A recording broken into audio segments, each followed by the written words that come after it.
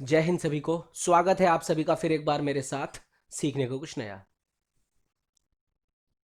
हम सीख रहे हैं स्पोर्ट्स मेडिसिन यानी कि खेल चिकित्सा के बारे में, जिसमें हमें पढ़ना है first aid and prevention of injuries and classification of sports injuries. ये जो क्लासिफिकेशन ऑफ स्पोर्ट्स इंजरीज है, ये जो क्लासिफिकेशन ऑफ स्पोर्ट्स इंजरीज है, इसके लिए एक अलग ही टॉपिक है। पूरा अलग वीडियो बना करके समझाऊंगा मैं आपको। इस वीडियो में आपको समझना है first aid and prevention from injuries. चलिए सीखते हैं।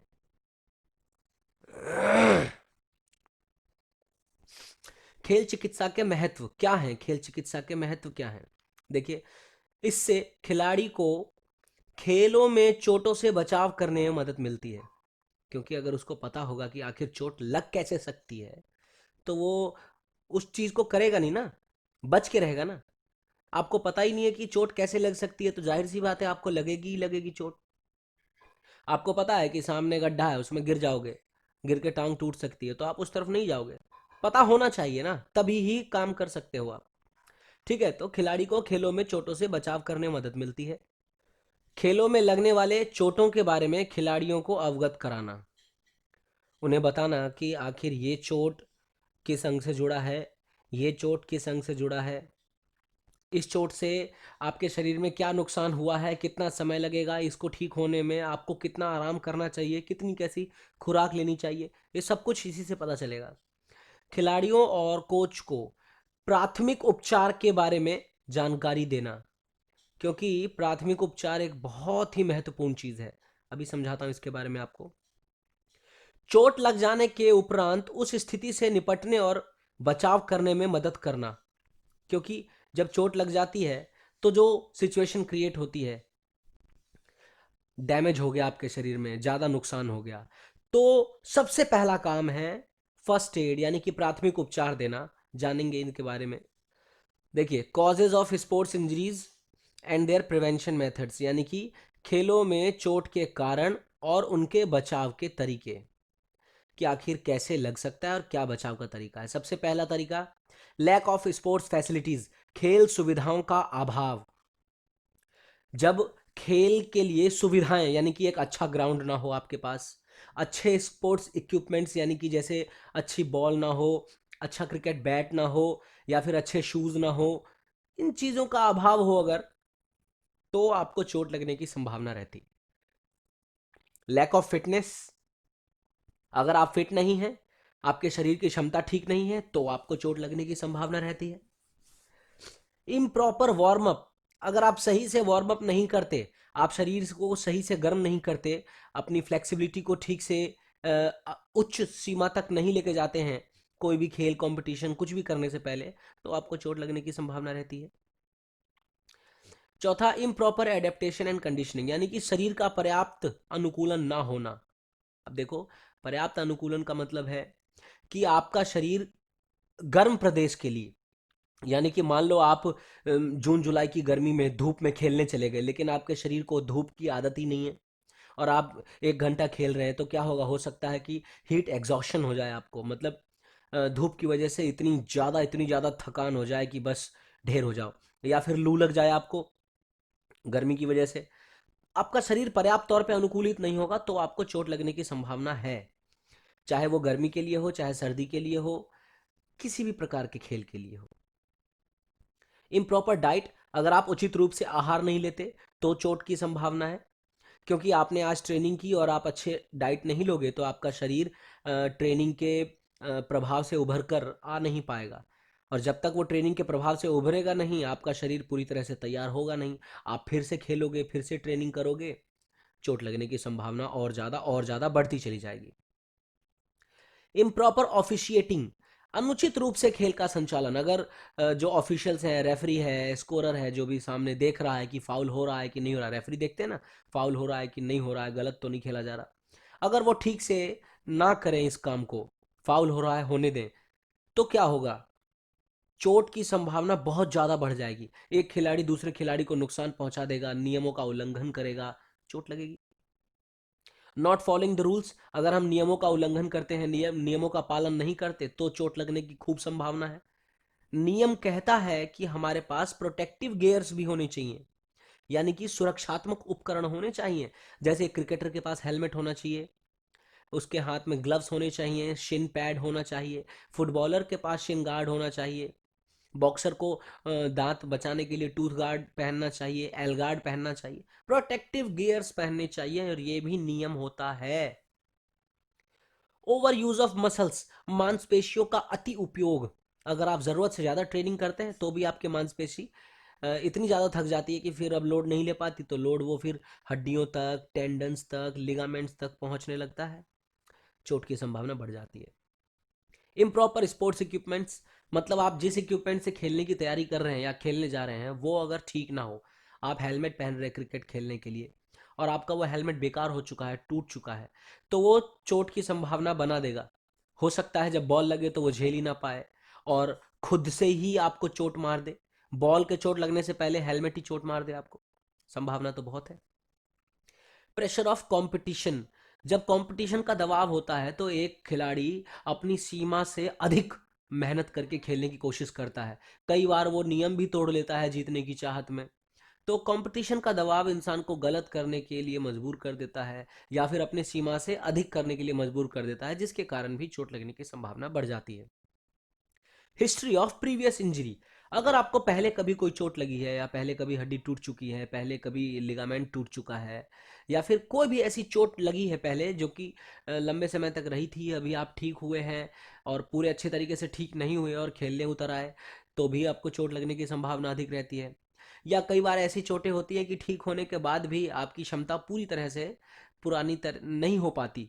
जैसे अगर लिगामेंट टूट जाए, आप सर्जरी कराओ, तो वो इतनी जल्दी बिल्कुल पुरानी क्षमता पे नहीं आ पाता है, कई कई साल भी लग जाते हैं। ठीक होने के बाद भी हम थोड़ा ट्रेनिंग करते हैं, उसको मजबूत करते हैं, लेकिन पुरानी चोट किसी नई चोट का कारक बन सकती है, ये हमें ध्यान रखना है। तो ये सब है कारण, चोट के कारण। और सबसे बड़ी बात, जो कारण है वही बचाव है, यानी कि खेल सुविधाओं का अभाव चोट को कर पैदा कर सकता है, तो अगर खेल सुविधा अच्छी हो तो चोट रुक भी सकती है। अगर आपकी बॉडी की फिटनेस अच्छी है तो चोट रुक सकती है आपकी, मतलब नहीं लगेगी आपको, कम संभावना होगी। शरीर का वार्म अप बढ़िया कर दोगे तो चोट लगने की संभावना कम होगी। पर्याप्त अनुकूलित होगा आपका शरीर तो चोट लगने की संभावना कम होगी। संतुलित आहार होगा तो चोट लगने की संभावना कम होगी। मतलब जो चोट लगने के कारण हैं वही उनके बचाव के तरीके हैं, याद रखना है ये। फर्स्ट एड के बारे में जानिए। फर्स्ट एड यानी कि प्राथमिक उपचार। क्या कहता है प्राथमिक उपचार? मैंने बताया आपको, अगर कभी किसी को चोट लगती है, किसी भी स्थिति में चोट लगे या कोई नुकसान हो शरीर में, तो सबसे पहला काम प्राथमिक उपचार देना है। क्या होता है प्राथमिक उपचार? किसी भी घायल व्यक्ति को दी जाने वाली सबसे प्राथमिक सहायता, ताकि उसके जीवन को बचाया जा सके या उसकी हालत को बिगड़ने से रोका जा सके। पता है, कई बार डॉक्टर कहते हैं अगर इसे फर्स्ट एड मिल गया होता तो पैर नहीं काटना पड़ता। कई बार मतलब कहते हैं डॉक्टर कि अगर इसको आप जल्दी ले आए होते या कुछ फर्स्ट एड दे दिया होता या इसका खून रुक गया होता तो हम इसकी जान बचा सकते थे। क्या है वो? अगर किसी को कट लगा है, मान लो हाथ कट गया, नस कट गई है, पैर कट गया कहीं भी, और फर्स्ट एड ना मिले, उसका खून बहता रहेगा, हॉस्पिटल पहुंचने में 1 आध घंटा लग जाए, थोड़ा लेट हो जाए सपोज करो, तो क्या होगा? खून इतना बह चुका होगा शरीर से कि सारा बॉडी सिस्टम जवाब दे जाएगा, उस किसी भी व्यक्ति की जिसकी चोट लगी उसकी मृत्यु हो सकती है।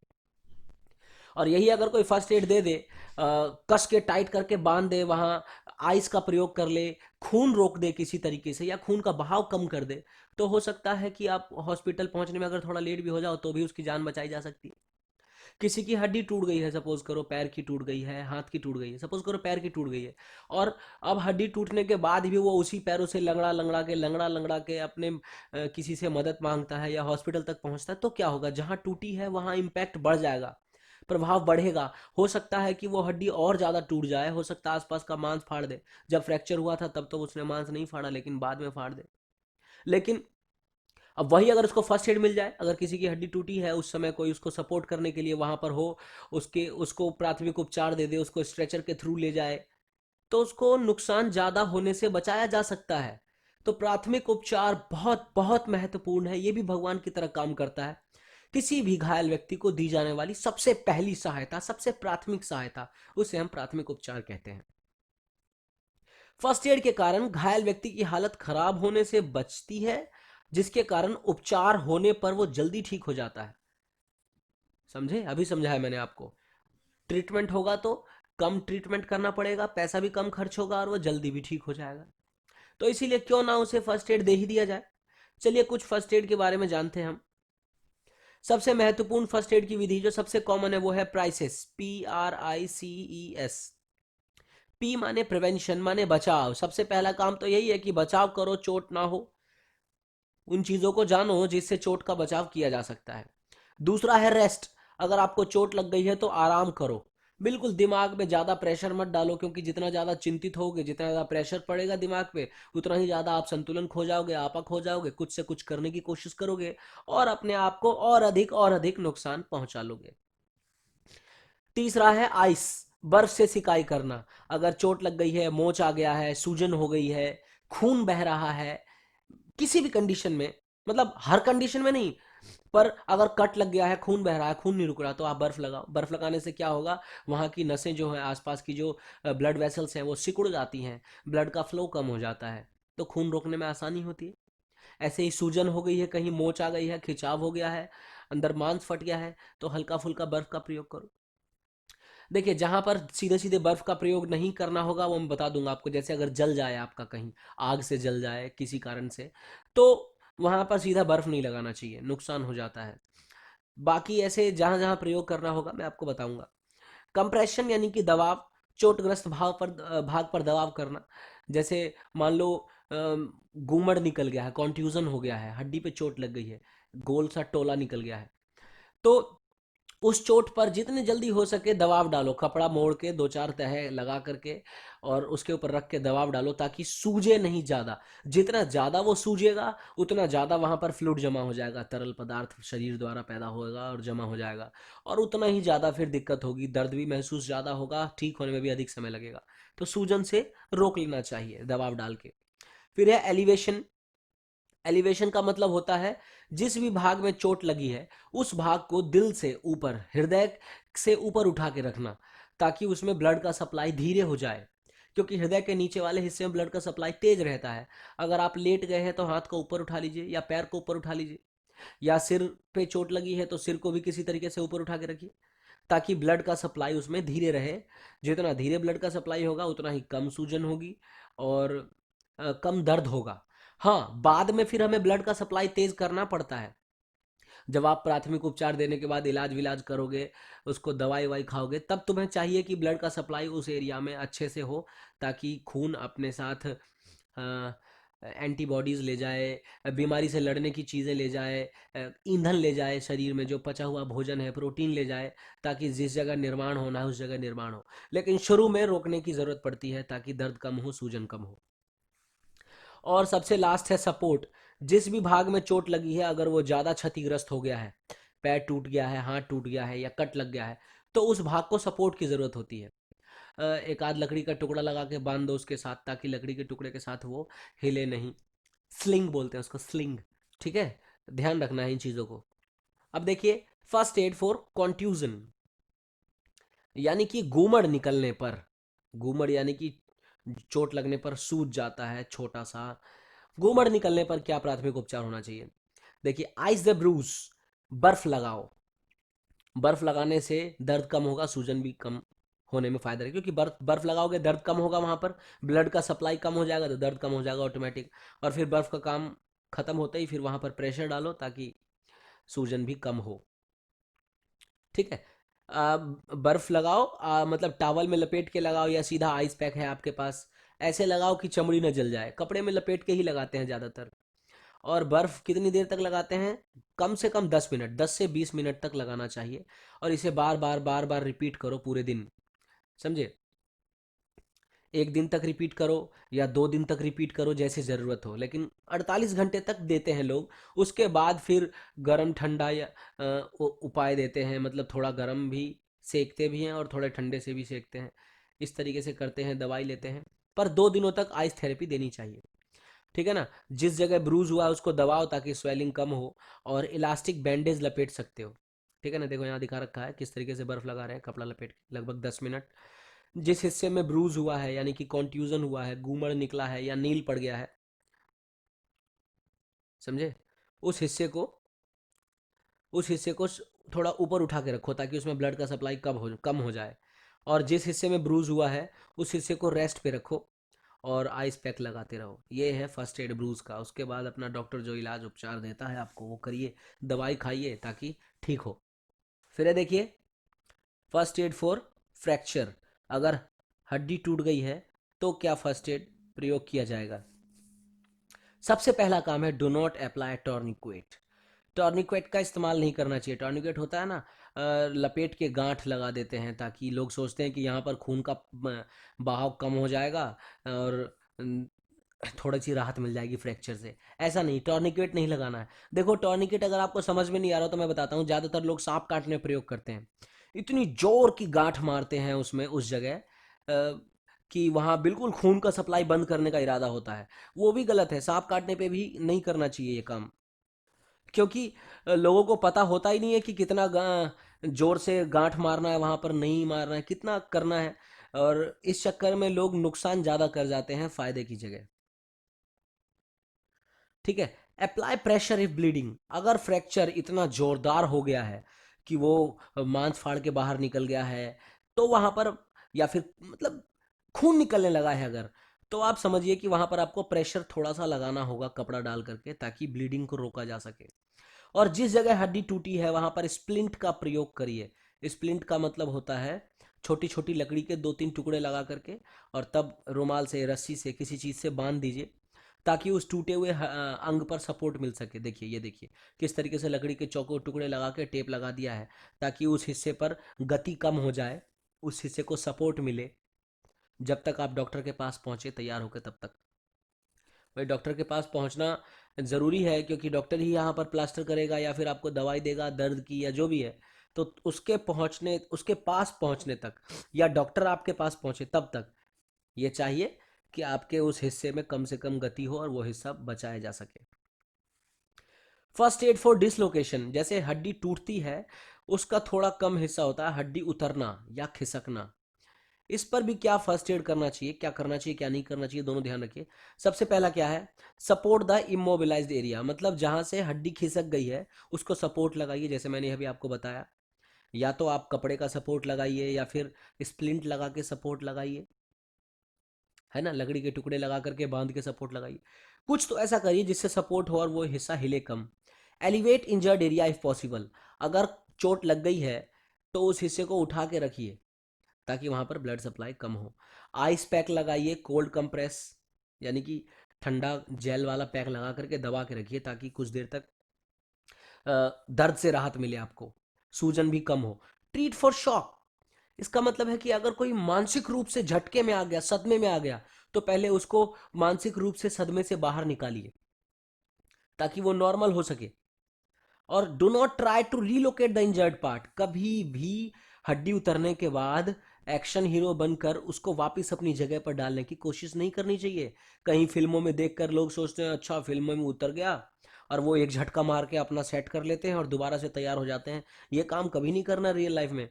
क्योंकि एक बार अगर हड्डी अपने जोड़ से निकली तो तुम सोचो, वहां वो नस को तोड़ देगी, वहां से वो मांस फाड़ेगी, कार्टिलेज को डैमेज करेगी, लिगामेंट को तोड़ करके जगह से खिसकेगी। अगर आप उस जगह वापस दोबारा उसे ठेल के घुसा देते हो तो हो सकता है वो और ज्यादा किसी नस को नुकसान पहुंचा दे, वहां किसी ब्लड वेसल को तोड़ दे, और एक आधा बचे हुए लिगामेंट को तोड़ दे, और कार्टिलेज को फाड़ दे। तो जबरदस्ती नहीं करना है, वेट करना है। डॉक्टर अपने आप सर्जरी करके करेंगे या फिर डॉक्टरों को पता होता है कितना प्रेशर लगाना है कितना नहीं लगाना है, वो उसे रीलोकेट करेंगे। ठीक है। तो फर्स्ट एड में आपको यही सब चीज़ ध्यान रखनी है, आइसिंग करनी है। अगर ज़्यादा दर्द हो रहा है तो दर्द की कोई दवाई ले लीजिए ओवर द काउंटर, मतलब जो जैसे आई ब्रूफेन। ब्रूफेन तो किसी भी दर्द में प्रयोग किया जा सकता है। अगर डॉक्टर के पहुंचने में दिक्कत हो रही है, दर्द आपके सहन सीमा से बाहर हो रहा है, तो थोड़ा कम करने के लिए आप ब्रूफेन वगैरह ले सकते हैं। और फिर उसके बाद डॉक्टर के पास पहुंचिए, मेडिकल सुविधा लीजिए। First aid for open wound. खुले घाव के लिए प्राथमिक उपचार क्या होगा। खुला घाव जैसे एब्रेशन यानी कि रगड़ लगना, लेसरेशन यानी कि किसी चीज के प्रहार से मांस फट जाना, इंसीजन यानी कि चीरा लग जाना, पंक्चर यानी कि छेद हो जाना। ये सब मैंने इंजरीज वाले वीडियो में पढ़ा दिया है, आप उसे देख लेंगे तो समझ में आ ही जाएगा।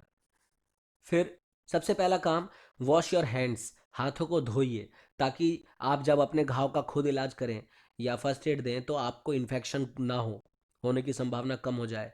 क्योंकि खुले घाव का आप इलाज करना चाह रहे हैं, खून के कांटेक्ट में कुछ भी आएगा तुरंत पूरे शरीर में फैल जाएगा। ठीक है, तो पहले हाथ धोइए।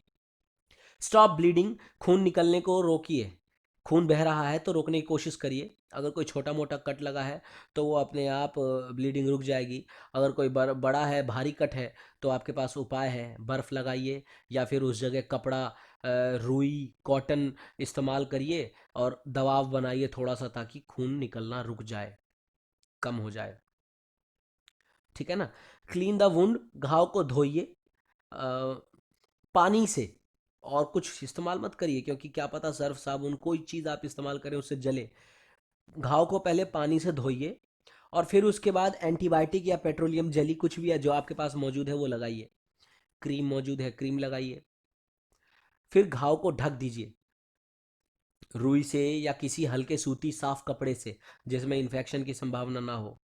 ठीक है, सूती कपड़ा, इसीलिए कॉटन के जो बैंडेज वगैरह होते हैं वो मतलब काफ़ी, एक तो वो घाव से जो अगर कुछ खून वगैरह कुछ निकलेगा उसे सोखेंगे और घाव को ज़्यादा गीला पिलपिला होने से बचाएंगे। अगर आप सूती कपड़ा नहीं लगाते, कोई दूसरा नायलन या कोई वैसा कपड़ा लगा देते हैं, तो क्या होगा, वो घाव से किसी भी चीज़ को जो निकल रहा है, खून या कुछ भी जो निकलेगा घाव से, उसको सोखेंगे नहीं और घाव की स्थिति खराब हो जाएगी, रगड़ लगेगी उस पर। अगर डॉक्टर तक पहुंच जाते हैं तो ठीक है, जल्दी से जल्दी, नहीं तो फिर ड्रेसिंग को चेंज करते रहिए। मतलब जो भी आपने कपड़े से ढका है, रुई से ढका है, उसको बदलते रहिए समय समय पे। और गेट ए टेटनस शॉट, मतलब जल्दी से जल्दी टेटनस का टीका ले लीजिए। और अगर कोई इन्फेक्शन होता है तो डॉक्टर के पास जाना ही है, लेकिन अगर पहले ही चले जाएं तो ज़्यादा बढ़िया है। डॉक्टर के पास जाइए और इलाज करवाइए। फर्स्ट एड फॉर स्प्रेन, अगर मोच आ गई, स्प्रेन का मतलब मोच होता है, मोच आ गई है तो फर्स्ट एड क्या होगा। देखिए, स्प्रेन और स्ट्रेन दोनों के लिए एक जैसा ही होता है, चलिए देखते हैं। Apply ice for 10 to 15 minutes, बर्फ लगाइए। देखिए, ये देखिए, बर्फ लगाना है आपको 10 से 15 मिनट के लिए, और हर 1 घंटे पर लगाते रहना है पहले दिन, और दूसरे दिन 3 से 4 घंटे पर लगाते रहना है, समझे। कम से कम 2 दिन या फिर 3 दिनों तक बर्फ का प्रयोग आप कर सकते हैं, और 3 दिन के बाद या तो हीट या बर्फ दोनों में से किसी का भी प्रयोग कर सकते हैं आप, या फिर दोनों का ही प्रयोग कर सकते हैं। पहले गर्म से सिकाई करिए, फिर ठंडे से, सबसे बढ़िया रहता है गर्म ठंडा दोनों एक साथ देना। और जहाँ भी स्प्रेन हुआ है, जहाँ भी आपको मोच आई है, उस एरिया को रेस्ट करने दीजिए।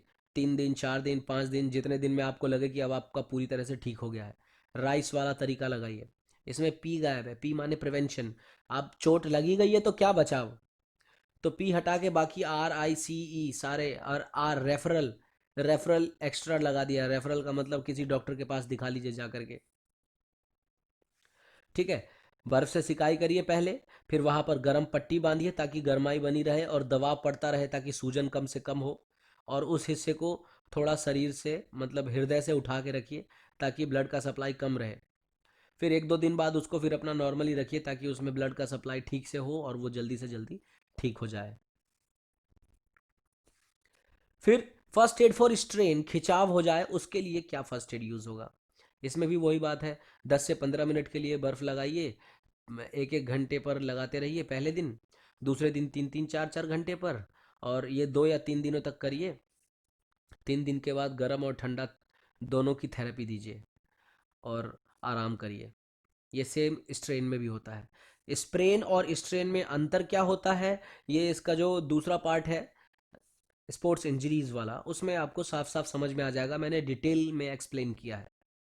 फर्स्ट एड फॉर बुर्साइटिस, ये बुर्सा क्या होता है, ये बुर्सा होता है हमारे जोड़ों में, शरीर में जितने भी जॉइंट्स होते हैं उन जॉइंट्स के पास, ये गाड़ी के ब्रेक शू की तरह एक प्रोटेक्टिव कवर होता है हर जोड़ के पास, जो जोड़ को बचाए रखने का कार्य करता है।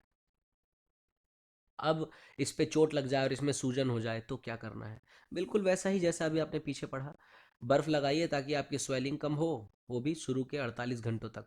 लगाने का तरीका आपको पता है, 10 से 15 मिनट तक लगाइए, शुरू में 1-1 घंटे पर, और अगले दिन आपको क्या करना है, 3-3 4-4 घंटे पर। ठीक है। और फिर हीट थेरेपी दीजिए, जैसे हीटिंग पैड का प्रयोग करके, या फिर गर्म स्नान, गर्म पानी में पैर डुबा के रखिए, अगर पैर में लगा है तो, हाथ में लगा है तो हाथ डुबा के रखिए। अगर दर्द होता है तो ओवर द काउंटर मेडिसिन लीजिए। ओवर द काउंटर का मतलब जो कि आप बिना डॉक्टरी सलाह पर भी ले सकते हैं दर्द के लिए, यही एडविल, मोट्रिन या आइब्रूफेन जो मैंने बताया, नेप्रोक्सेन सोडियम। ठीक है ना। ये पेन में आराम करेंगे, यानी कि आपका दर्द कम करेंगे और सूजन भी कम करेंगे। फिर उसके बाद डॉक्टर के पास तो पहुंचना ही है आपको, जितनी जल्दी हो सके पहुंच जाइए। First aid for heat stroke, अगर किसी को लू लग गई है तो, या हाइपरथर्मिया हो गया है तो, यानी कि गर्मी का बहुत बुरा प्रभाव पड़ गया है तो क्या करना है। सबसे पहले एक व्यक्ति के गर्म एरिया से निकालो, जहां उसको गर्मी लगी है वहां से निकालो फटाफट, और किसी छांव में ले जाओ, या तो पेड़ की छांव में ले जाओ। अगर आपके पास कोई एसी रूम अवेलेबल है, मतलब आसपास कोई ऐसा रूम है जहां एसी वगैरह चल रहा हो, तो वहां ले जाओ उसे फटाफट, ताकि गर्मी जो सिर में चढ़ गई है वो कम से कम हो जाए, जल्दी से जल्दी उतरे। समझे। रिमूव एक्सेस क्लॉथिंग, यानी कि शरीर पर जो भी फालतू का कपड़ा है उसे हटाओ, जितना ज़्यादा हो सके उसे हल्का कर दो, और उसे ठंडा करने की कोशिश करो, जो भी आपके पास सामान अवेलेबल हो। अगर ठंडा पानी अवेलेबल है तो ठंडा पानी का छिड़काव कर दो उसके शरीर पर, मुंह पर, ताकि वो ठंडा हो जाए। या फिर अगर आपके पास बाथ टब है, पानी भरा हुआ है, पानी में डालो। आसपास पानी का कोई भी स्रोत उपलब्ध है तो पानी डालो। और अगर एसी रूम अवेलेबल है तो एसी रूम का प्रयोग करो, बर्फ अवेलेबल है बर्फ का प्रयोग करो, जो भी करो उसे ठंडा करो। ठीक है ना। स्प्रे विद अ गार्डन होज, मतलब फुहारे की बौछार कर सकते हो उस पर, ठंडा करना है उसे जितना जल्दी हो सके। ठीक है ना। देखो लिखा है, use a fan to lower the body temperature, पंखे का प्रयोग करो ताकि बॉडी टेम्परेचर उसका कम हो जाए। पैरों को ऊपर उठा के रखो, ताकि वो ब्लड सप्लाई कम हो, निचले हिस्से में कम से कम हो, और ब्रेन की तरफ ज़्यादा से ज़्यादा हो, क्योंकि जितना सप्लाई सिर की तरफ ज़्यादा होगा उतना ही ज़्यादा खून यहाँ से गुजरेगा, और जितना ज़्यादा खून यहाँ से गुजरेगा उतना ही ज़्यादा वो तापमान को कम करने की कोशिश करेगा, क्योंकि खून में पानी मौजूद होता है ना, उसका काम ही है बॉडी टेम्परेचर को कंट्रोल करना। अप्लाई कोल्ड कंप्रेस, मतलब बर्फ़ या कुछ भी जो भी मौजूद हो उससे ठंडा करने की कोशिश करो, दबाव दो। समझे। आराम से पर्सन को लिटा के जितना हो सके उसके कपड़े वपड़े उसको खोल करके उसको बिल्कुल रिलैक्स कर दो। और फ्लूइड दो, मतलब पानी उपलब्ध है तो पानी दो, एनर्जी ड्रिंक उपलब्ध है तो एनर्जी ड्रिंक दे दो। देखो, हीट एग्जॉशन और हीट स्ट्रोक दोनों में अंतर समझाता हूं। हीट एग्जॉशन का मतलब है बहुत ज्यादा गर्मी की वजह से आप इतने ज्यादा थक गए हो कि बुरी तरह से बेहाल हो चुके हो, ये हीट एग्जॉशन है। और हीट स्ट्रोक का मतलब बहुत ज़्यादा गर्मी की वजह से आपको लू लग गई है, आप बेहोश हो गए हो, आपको दौरा पड़ गया है। ठीक है। हीट एग्जॉशन में क्या होगा, आपको धुंधला धुंधला दिखने लगेगा, कमजोरी महसूस होने लगेगी, बहुत ज़्यादा पसीना आएगा। ठीक है। आप बिल्कुल पीले पड़ जाओगे, स्किन आपका पीला पड़ जाएगा, ठंडे हो जाओगे आप। ठंडा होने का मतलब कि काम करने की क्षमता बिल्कुल खत्म महसूस होगी। रैपिड एंड वीक पल्स, कभी पल्स आपकी तेज हो जाएगी, कभी कम हो जाएगी। नोजिया और वोमिटिंग, उल्टी जैसा महसूस होने लगेगा। मसल क्रैम्प्स, यानी कि मांसपेशियों में ऐठन होने की शुरुआत हो जाएगी। ये हीट एग्जॉशन की वजह से होगा। और हीट स्ट्रोक जब होगा तब क्या होगा, आपको बहुत ज़्यादा सिर दर्द होने लगेगा। मतलब जब आपको लू लगेगी तब क्या होगा, पसीना बंद हो जाएगा बिल्कुल, क्योंकि अगर पसीना निकलता रहता है तो आपका तापमान ठंड कम होता रहता है, लेकिन यहाँ तो पसीना ही बंद हो गया तो आपको लू तो लगना ही लगना है। आपके शरीर का तापमान 130 डिग्री से भी ज़्यादा हो सकता है। आप बिल्कुल लाल हो जाओगे, बिल्कुल एकदम गर्म लाल, बिल्कुल सूख जाएगी आपकी स्किन। रैपिड स्ट्रॉन्ग पल्स, आपकी जो पल्स है बहुत तेज़ हो जाएगी, बहुत तेज़ हो जाएगी। उल्टी महसूस होने की संभावना है, और आप बेहोश भी हो सकते हो। तो ये हीट स्ट्रोक और हीट एग्जॉशन में अंतर समझा दिया मैंने आपको। तो आपको पता है क्या करना है, पेशेंट की कंडीशन देखनी है और उसके बाद उसको फर्स्ट एड देना है। अगर वो खाली बेहोश, मतलब अगर वो बेहोश हो गया है, लू लग गई है, तो आपको उसको फटाफट ठंडे एरिया में ले जाना है, उसे ठंडा करने की कोशिश करनी है जितनी जल्दी हो सके। उसको जो दिमाग में गर्मी चढ़ गई है उसकी गर्मी उतारनी है। और अगर आप हीट एग्जॉशन में हुए हैं, यानी कि आप बहुत ज़्यादा थक गए हैं, तो आपको उसी हिसाब से कहीं ठंडे एरिया पे बैठाना है, जितना हो सके एनर्जी ड्रिंक पीना है और शांत रहने की कोशिश करनी है, पानी पीना है। आगे देखिए, first aid for frostbite. Frostbite का मतलब होता है ज़्यादा ठंडा होने की वजह से आपके शरीर में ये बदलाव देखने को। देखो कई बार होता है ना, ठंड में आप जा रहे हो, बाइक पे जा रहे हो, या बहुत ज़्यादा ठंड लग रही है आपको हाथों में, तो आपको लगता है कि उंगली में बर्फ़ जम गई आपके, बहुत दर्द महसूस होने लगता है।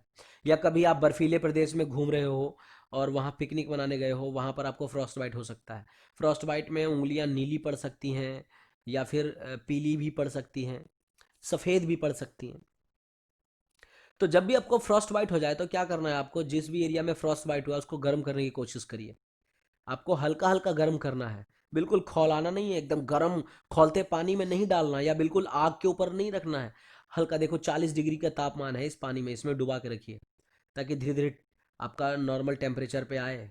वरना पता चला खौलता पानी डाल दो तो अंदर से तो पहले ठीक, तो अंदर से ठीक तो बाद में होगा, बाहर की चमड़ी पहले जल जाएगी। समझे? गर्म पानी में डाल के रखिए लगभग 30 मिनट तक। और साफ कॉटन के कपड़े या कॉटन की रुई जो भी है उस पर डाल के रखिए जहाँ पर फ्रॉस्ट बाइट हो गया है, या तो उंगलियों में, हाथ की उंगलियों में, या पैर की उंगलियों में, जैसे भी। और जिस भी एरिया को आपने गर्म किया है उसको गर्म करने के बाद जैसे ही बाहर निकालेंगे, उसको किसी हल्के सूती कपड़े से लपेट के रख देंगे, ताकि उसकी गर्मी बरकरार रहे और दोबारा ठंडा ना हो जाए। समझे? दोबारा ठंडा ना हो जाए, ज़रूरी है। और अगर दर्द हो रहा है ज़्यादा, तो एसिटामिनोफेन या आइब्रूफेन ये दीजिए, क्योंकि इससे दर्द कम हो जाएगा। समझे? देखो ये हेल्दी स्किन है। फर्स्ट डिग्री फ्रॉस्ट बाइट ऐसा है। सेकंड डिग्री फ्रॉस्ट बाइट में आपकी चमड़ी, जो जो भी उंगली है वो सफ़ेद हो जाएगी, और थर्ड डिग्री फ्रॉस्ट बाइट में नीला काला पड़ जाएगा। समझे? फ्रॉस्ट बाइट कहाँ कहाँ हो सकता है? नाक पे, मुंह पे, कान पे हो सकता है, उंगलियों पे हो सकता है हाथ की, या फिर पैर की उंगली पे हो सकता है। जहाँ भी हुआ है आपको यही प्राथमिक उपचार देना है। ठीक है? जब कभी आपको फ्रॉस्ट बाइट हो, तो अगर आपके पास कोई गीले कपड़े हैं शरीर पे, तो जल्दी से गीले कपड़े हटा दीजिए, क्योंकि वो आपको गर्म नहीं रहने देंगे। गर्म चाय पीजिए, गर्म पानी पीजिए, जो भी करना है ताकि शरीर गर्म हो जल्दी से जल्दी। गर्म पानी के नीचे हाथ धोइए, पैर धोइए, गर्म पानी में डुबा करके जो भी करना है, कंबल ओढ़ लीजिए फटाफट, और डॉक्टर को बुलाइए ताकि आपको फ्रॉस्ट बाइट का इलाज मिल सके। इलाज क्या है, वो देखेगा, कंडीशन अगर ज़्यादा ख़राब हो गई है तो वो कुछ दूसरे उपाय करेगा, ताकि शरीर जल्दी से जल्दी गर्म हो जाए और वो एरिया ठीक हो सके। मेडिसिन होती हैं ऐसी। समझे? फर्स्ट बाइट अगर हुआ है तो क्या क्या नहीं करना है, ध्यान रखना है फ्रॉस्ट बाइट पे। जहाँ भी फ्रॉस्ट बाइट हुआ है उस एरिया को रगड़ना नहीं है, मसाज नहीं देना उस एरिया पे, क्योंकि आपको पता चलेगा नहीं, दर्द बढ़ जाएगा आपका फिर, और हो सकता है और ज़्यादा नुकसान हो जाए। Do not rewarm with radiate heat. मतलब रेडिएंट हीट यानी जैसे डायरेक्ट आग पे नहीं, या फिर बिजली के हीटर वगैरह का प्रयोग करके आपको गर्म नहीं करना, उसे गर्म पानी में ही डुबा के रखना है। ठीक है? और डो नॉट अप्लाई स्नो और cold water to area. Frostbite पहले से ही हो रखा है, उस पर फिर से आप बर्फ या ठंडा पानी डालोगे तो और बहुत ज़्यादा नुकसान हो जाएगा, तो ये नहीं करना। And do not provide person alcohol. जिसको भी फ्रॉस्ट बाइट हुआ है उसको अल्कोहल मत दीजिए। अल्कोहल दिमाग को सुन्न कर देता है, मतलब सोचने समझने की क्षमता को कम कर देता है। आपको ज़्यादा पता ही नहीं पड़ेगा, और आप कम से कम प्रतिक्रिया कर पाएंगे, जिसके कारण शरीर में नुकसान बढ़ने की संभावना ज़्यादा है। भाई अगर आपको चोट लग रही है, आपको शरीर में नुकसान हो रहा है, तो हो रहा है 1%, आपका बॉडी बिल्कुल, ब्रेन आपका एक्टिव हो, बता दे कि हाँ भाई इतना नुकसान हो गया, और आप जल्द से जल्द उसका उपाय करो, तभी तो ठीक हो पाओगे। पता चला नुकसान हुए जा रहा है, आपकी बॉडी को पता ही नहीं चल रहा ज़्यादा, तो क्या होगा? शरीर को कुछ पता ही नहीं चलेगा और शरीर में नुकसान ज़्यादा होता चला जाएगा। हो सकता है कि इस हद तक भी नुकसान हो जाए कि उंगलियां काटनी पड़े, हाथ काटनी पड़े। तो इसलिए अल्कोहल नहीं देना किसी भी कीमत पे। First aid for snake bite. सांप के काटने के लिए क्या इस फर्स्ट एड होना चाहिए? देखिए, जहां भी किसी व्यक्ति को सांप काटा है उसको फटाफट उस एरिया से दूर ले जाओ, ताकि दोबारा बार बार ना काट ले। और जिस भी व्यक्ति को काटा है उसके उस एरिया को, जहां सांप ने काटा है उसको हार्ट से अ, नीचे या हार्ट से ऊपर, जैसा भी कह लो, हृदय से ऊपर रखना है, ताकि उसमें ब्लड का सप्लाई कम से कम, मतलब धीरे हो ब्लड का supply. Keep the person calm and एंड रेस्ट, शांत रखिए, उसको आराम करने दीजिए, सोने मत दीजिए। Remaining as still as possible, जितना शांत रह सके, जितना बिना हिले रह सके, ताकि जहर कम से कम फैले, क्योंकि जितना ज़्यादा तेजी से वो हिलेगा उतना ही तेजी से हृदय काम करेगा, और जितना तेजी से हृदय काम करेगा उतनी तेजी से जहर पूरे शरीर में फैल जाएगा। अगर कोई घाव हो गया है, ज़्यादा जोर से काटा है सांप ने, मतलब खून वगैरह निकला है वहाँ कुछ भी, तो उसको किसी लूज या साफ कपड़े से, सूती कपड़े से या बैंडेज से ढक के रखिए। अगर आपको सांप ने काटा है तो क्या नहीं करना, आपको किसी तांत्रिक के पास नहीं जाना है, किसी भी हाल में डॉक्टर के पास ही जाना है। और घाव को चूसना नहीं है। कई लोग क्या करते थे, सांप ने काटा है, चूस के फेंकने, सोचते हैं कि चूस के जहर निकाल देंगे उसका। फिल्मों में खूब देखा है आपने। कभी नहीं करना ये काम, क्योंकि आपको नहीं पता, जाने अनजाने हो सकता है आपके मुंह में जरा सा भी कट हो सकता है आपको मुंह में जरा सा भी कोई छाला हो, मसूड़े की प्रॉब्लम हो, ब्रश करते समय मसूड़े में कट लग गया हो, किसी भी कारण से जरा सा भी माइनर कट या कुछ भी हुआ, और वो जहर आपके मुंह पे गया, मुंह मुंह के अंदर से पूरे शरीर में चला जाएगा, वो आदमी तो मरेगा ही, जिसको सांप ने काटा है, साथ में आप भी मरोगे। समझे? तो जहर चूसना दिखाया है मूवीज में, पर वो लागू नहीं हो पाता, इंसान को पता नहीं होता कि गलती कहाँ हो रही है, जरा सी मिस्टेक जानलेवा हो सकती है। जिसको कोई दिक्कत नहीं, जिसका मुंह बिल्कुल फर्स्ट क्लास, बिल्कुल एकदम सेट है, तो वो इस काम को अगर कर भी दे तो हो सकता है कि वो थोड़ा सा जहर कम कर दे उस एरिया से, वो भी तुरंत करे तो। लेकिन पता चला कि खुद को ही तकलीफ है, तो उड़ता तीर लेने वाली बात है। ठीक है। स्नेक बाइट्स के लिए बारे में क्या जानना है? Don't wash the snake bitten area, क्योंकि अगर आप मतलब बिल्कुल भी जहां सांप ने काटा उस एरिया को धोइए मत, क्योंकि हो सकता है कि डॉक्टर को उस जहर को, मतलब जहां पर सांप ने काटा है जहर थोड़ा बहुत बाहर निकल आता है, तो उस जहर से डॉक्टर को पता लगाने में आसानी होगी कि आखिर ये कौन सा जहर है, और पता चलेगा तो फिर डॉक्टर एंटी वेनम भी आसानी से दे पाएगा जहर की काट। इसलिए धोना नहीं है। Don't cut around the bitten area, मतलब जहां पर काटा है उसके आसपास कट मार के लोग सोचते हैं कि भैया सांप ने काट लिया है उस जगह, तो काट करके जल्दी से जल्दी जहर निकाल दो, उस जगह का खून निकाल दो। नहीं, काटना नहीं है। पता चला काटने के चक्कर में आपने कोई नस ही काट दी, और वहां से खून का बहाव इतना तेजी से निकलने लगा कि एक तो जहर तो फैल रहा है, वो तो फैल ही रहा है, और ऊपर से खून भी बाहर निकल रहा है, दुगनी रफ्तार से मर जावे पता चला मरीज। ठीक है। जहर चूस के नहीं निकालना है तो बता ही दिया। Don't use N arterial tourniquet, ये भी ध्यान रखना है। लोग क्या करते हैं, टॉर्निक्वेट का इस्तेमाल कर लेते हैं। टॉर्निक्वेट का मतलब अभी मैंने पीछे आपको बताया था, इस तरीके से कहीं लपेट लेते हैं लोग, और कोई आपके पास गमछा हो, कोई आपके पास रस्सी हो, कुछ भी हो, रुमाल हो लंबा बड़ा सा, ऐसे लोग लपेट लेते हैं, उसके बाद यहाँ बीचों बीच एक डंडा फंसा लेते हैं, और उस डंडे को घुमाते रहते हैं, ताकि ये ऐंठता रहे, ऐंठता रहे, ऐंठता रहे, टाइट होता रहे, टाइट होता रहे। इससे क्या होता है, डंडा लगा के घुमाने से क्या होता है, आप जितना चाहो उतना टाइट कर सकते हो इसे। तो लोग कई बार खून रोकने के लिए टॉर्निकेट का प्रयोग करते हैं, तो वो काम भी नहीं करना। पता चला आपने इतना ज़्यादा टाइट कर दिया कि वहाँ पर खून का बहाव बंद हो जाए, और वहाँ की मांसपेशियाँ डेड हो जाए। भाई अगर टिश्यू टिश्यू जो भी ऊतक है, जो भी मांसपेशी है, वहाँ को अगर उसको खून नहीं मिलेगा लंबे समय तक, तो वहाँ की मसल्स डेड हो सकती हैं, टिश्यू डेड हो सकते हैं। पता चला फिर हाथ ही काटना पड़े, पैर ही काटना पड़े, तो ये काम भी नहीं करना। आपको पता नहीं होता ना भाई कि कितने देर तक करना है, या कितना ज़्यादा खून को रोकना है, कितने देर तक रोकना है, नहीं पता होता आपको। ठीक है। और ये भी नहीं करना कि आपने को जिस सांप ने काटा आप सोचो कि ये सांप पकड़ लेता हूँ और डॉक्टर को दिखवा दूंगा मैं कि इस सांप ने काटा है और हो सकता है आसानी हो जाए, तो सांप को पकड़ना भी नहीं है। ठीक है, ध्यान रखना है आपको। देखिए फिर एक बार देख लीजिए क्या क्या करना है। सबसे पहले जितना जल्दी हो सके हेल्प मंगाइए। Do not cut the bite site, जहां पर काटा उसको काटिए मत। क्लीन वुंड, अगर खून वगैरह कुछ बह रहा है तो उसको साफ करिए, और अगर वहाँ पर थोड़ा सा भी जहर बाहर निकला हुआ है तो उसको किसी अलग कपड़े पर लगा लीजिए, इसी अलग रुई या कपड़े से किसी तरीके से अलग पोंछ लीजिए उसको, ताकि डॉक्टर को दिखा सके आप कि भाई ये वाला जहर था, तो डॉक्टर को आसानी होगी एंटीवेनम बनाने में, ढूंढने में कि इसको कौन सा एंटीवेनम दिया जाए। और अगर आपने जहर का सैंपल ले लिया है तो फिर अच्छे से घाव को साफ़ कर लीजिए, और साफ़ करके फिर वहाँ पर बेसिक आप कोई भी एंटीसेप्टिक वगैरह लगा सकते हैं। और उसके बाद प्रेशर डालिए उस पर, बैंडेज वगैरह डाल करके, ताकि अगर खून बह रहा है तो खून का बहाव रुक जाए। वैसे तो ऐसा होता नहीं कि खून ज़्यादा बहता रहे। रेस्ट्रिक्ट द मूवमेंट, जितना कम हो सके उतना कम हिलिए, और फटाफट उसको किसी न किसी हॉस्पिटल पे ले जाइए, ताकि डॉक्टर उसको एंटी टेटनस और एंटी वेनम दे सके। करना क्या नहीं है, चूस के बाहर नहीं निकालना, टॉर्निक्वेट का प्रयोग नहीं करना। देखो टॉर्निक्वेट, ये दूसरा वाला टॉर्निक्वेट है, यहाँ जैसे बीपी नापने के लिए डॉक्टर प्रयोग करते हैं उस तरीके वाला, इसका भी प्रयोग नहीं करना है, क्योंकि ये हद से ज़्यादा ब्लड सर्कुलेशन रोक सकता है।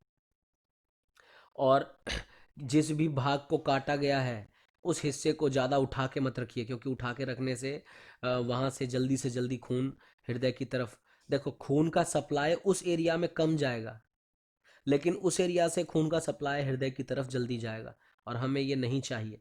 हमें ये नहीं चाहिए कि जहर वाला खून हृदय तक पहुँचे, क्योंकि एक बार जहर वाला खून हृदय तक पहुँच गया तो हृदय उसे फिर शरीर के कोने कोने तक पहुँचा देगा।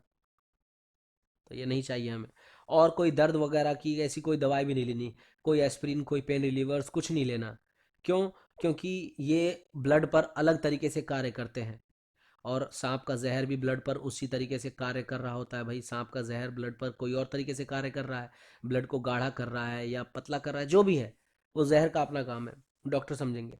और ये दवाई भी कुछ इसी तरीके से काम करती हैं, कोई पतली करती है, असर फर्क पड़ता है, आपको पता होगा जितने भी पेन किलर्स वगैरह होते हैं वो ब्लड को पतला कर देते हैं, तो इसीलिए कहा जाता है कि नहीं यूज़ करना है।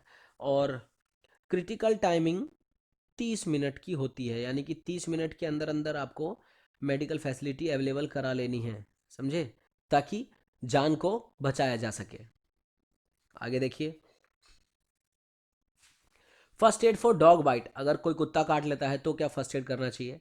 सबसे पहले place the bitten area under the running water. जहां भी काटा है उसको पानी के नीचे रखिए कम से कम 15 मिनट तक, ताकि जितना संभव हो सके उसकी लार को, जो भी कुत्ते ने काटा है उसकी लार छोड़ दी है ना वहां पर उसने, उसी में तो वायरस होता है, उसकी लार को बहाया जा सके घाव से, क्योंकि जितना कम हो जाएगा वो लार घाव पर आपके, उतनी ही संभावना ज़्यादा है कि आप डॉक्टर तक पहुँचो वैक्सीन लगवाने के लिए और आप बच जाओ।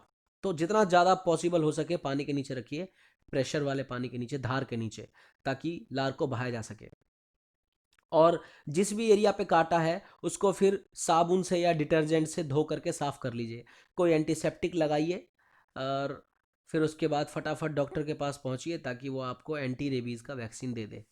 यही फर्स्ट एड है कुत्ते के बाइट का। हाँ, इसके साथ मैं आपको ये ज़रूर बता सकता हूँ कि किस तरीके से कुत्ते के काटने से बचाया जा सकता है। पहला, अगर आपको कहीं पे कुत्ता बैठा हुआ है तो उसके आसपास बहुत तेज़ी से ना भागिए ना दौड़िए, क्योंकि उन्हें खतरा महसूस होता है, वो आपको पलट के काट सकते हैं। कभी भी कुत्तों की आंख में सीधे डायरेक्टली नहीं देखना चाहिए, उन्हें ऐसा लगता है कि ये मुझे चैलेंज करने की कोशिश कर रहा है तो वो आप पर अटैक कर सकते हैं। अगर कोई कुत्ता गुर्राते हुए आपके नज़दीक आता है तो बिल्कुल पेड़ की तरह बिल्कुल स्टिल, बिना हिले डुले खड़े हो जाइए। वो आएगा, आपको सूंघेगा और नॉर्मली चला जाएगा। बहुत कम ही होता है कि कोई गुर्राता हुआ आए, आप चुपचाप खड़े हो जाएं और उसके बाद भी आपको काट ले, बहुत कम चांस में होता है। देखिए उसे काटना है तो आप भागेंगे तब भी काट ही लेगा, तो इससे बढ़िया कि चुप खड़े हो जाइए। अगर कोई नर्वस डॉग आपके पास आता है तो बिल्कुल फ्रीज हो जाइए, बिल्कुल रुक जाइए और उसकी आंखों में मत देखिए, और धीरे धीरे एक एक कदम आराम से पीछे कर लीजिए, ठीक है। हाँ, उसके आने पर कभी ये गलती मत करिए कि आपने देखा कि वो आ रहा है और आप पीछे घूम के और भाग लिए बहुत तेजी से, ना, फिर तो वो खदेड़ लेगा, फिर तो मुक्का भर लेगा वो। अगर कोई डॉग आप पर अटैक करता है तो फटाफट एक पत्थर की तरह पोजीशन बना लीजिए, बिल्कुल ऐसे हो जाइए कर्ल होकर के, अपने आप को सिकोड़ लीजिए और जमीन पर लेट जाइए सिकोड़ करके अपने आप को, ऐसे बच्चे की तरह। उसे लगेगा कि ये पत्थर है, वो आएगा सूंघेगा और ज़्यादा कुछ करेगा नहीं, आपको चला जाएगा। लेकिन अगर काट लिया है तो आपके पास फर्स्ट एड है ही, सब कुछ बता ही चुका हूँ मैं आपको। First aid for I injury, आंखों में अगर चोट लग गई है तो बहुत ध्यान रखना होता है, बहुत सावधानी बरतनी होती है, क्योंकि बहुत नाजुक अंग है और बड़ी आसानी से डैमेज होकर बेकार हो सकता है। अगर आपको आंख पे चोट लग गई है तो अप्लाई कोल्ड कंप्रेस, ठंडी कुछ चीज़ लगाइए, और बिल्कुल भी ज़्यादा जोर से नहीं दबाना, हल्का रखना है उसके ऊपर, समझे, प्रेशर नहीं डालना आंखों के ऊपर बिल्कुल भी, कोई भी ठंडी चीज़ रख के। कोई भी दर्द की दवाई लीजिए, जैसे ब्रूफेन वगैरह। और अगर ब्रूज हो गया यानी कि नीला पड़ गया है या खून निकल रहा है या देखने में दिक्कत हो रही है, बहुत ज़्यादा दर्द हो रहा है, तो फटाफट डॉक्टर के पास जाइए। कुछ चीज़ें बहुत ध्यान रखनी है आपको। अगर आंख के अंदर कोई चीज़ घुस गई है, कुछ चोट लग गई है, देखो अगर आंख में थोड़ा बहुत धूल वूल पड़ जाता है या आपको लगता है कि आंख में कोई केमिकल गिर गया है, तो सबसे पहले आंख को धोइए। लेकिन अगर कोई चीज़ घुस गया आंख के अंदर, देखो ये देखो, अगर कोई चीज आंख के अंदर घुस गई है, छेद कर दिया है, तो कभी भी आंख को धोइए मत, क्योंकि उससे क्या होगा, पानी चला जाएगा आंख के अंदर, उस छेद के जरिए अंदर चला जाएगा और आपको ज्यादा नुकसान पहुंचा सकता है।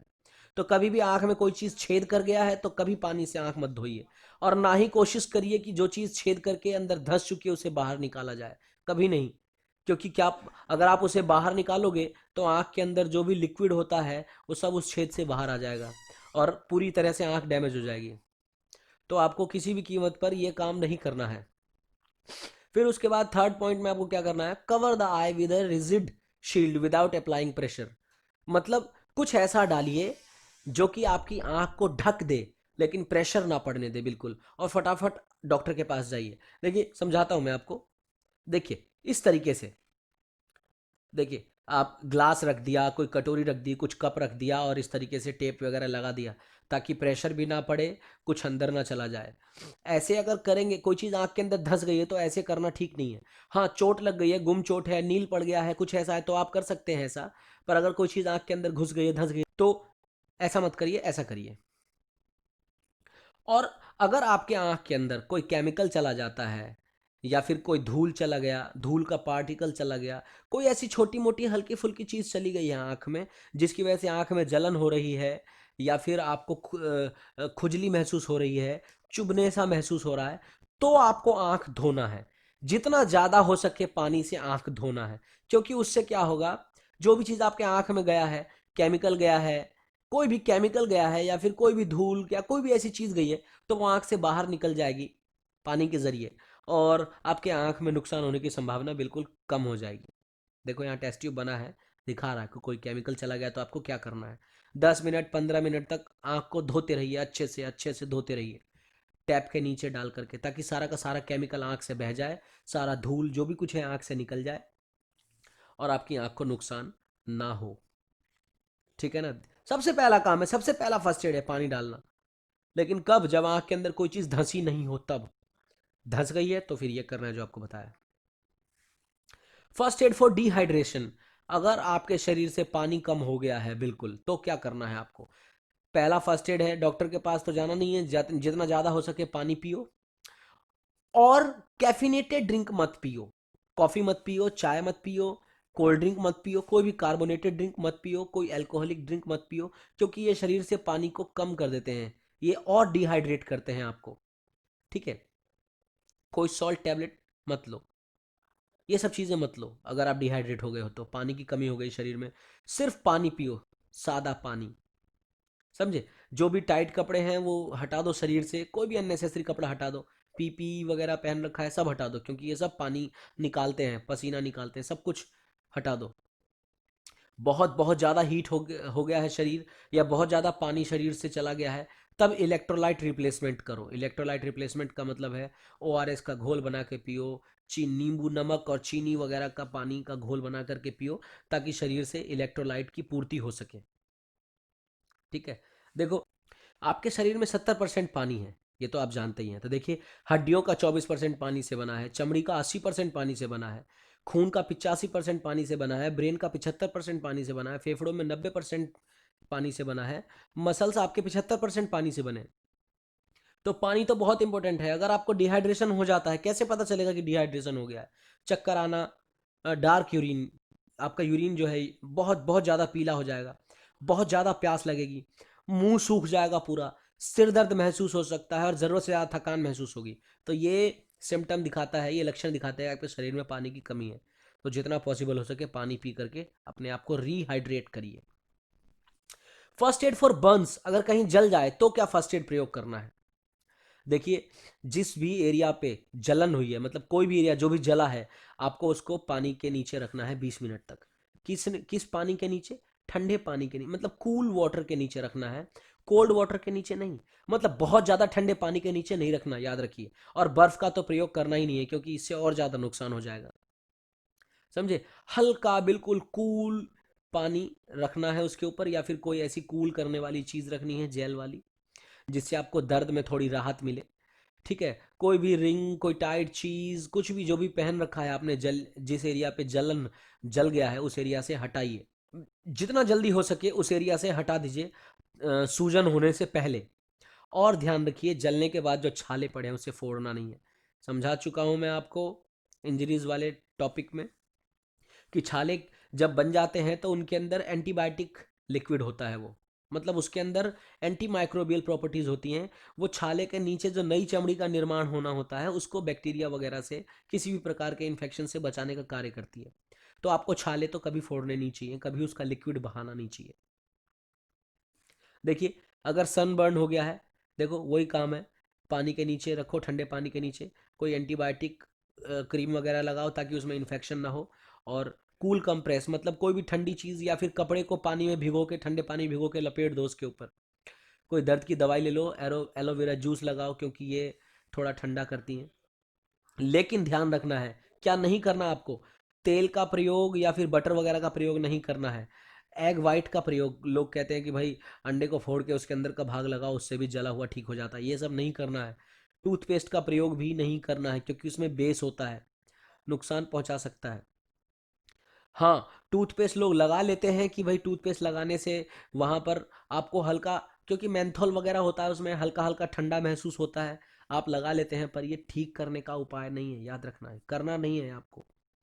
हाँ, कुछ अवेलेबल नहीं है तो लोग लगा लेते हैं टूथपेस्ट, क्योंकि उसमें, वही बार बार बता रहा हूँ मैं, मेंथोल वगैरह होता है, आपको हल्का ठंडा महसूस होगा, ठीक है ना। लेकिन जब भी ज़्यादा जल गया है, आप वहाँ पे टूथपेस्ट वगैरह नहीं लगाएंगे, हल्का ठंडा पानी के नीचे रखेंगे और दवाई लेंगे और डॉक्टर के पास पहुँच जाएंगे, ठीक है।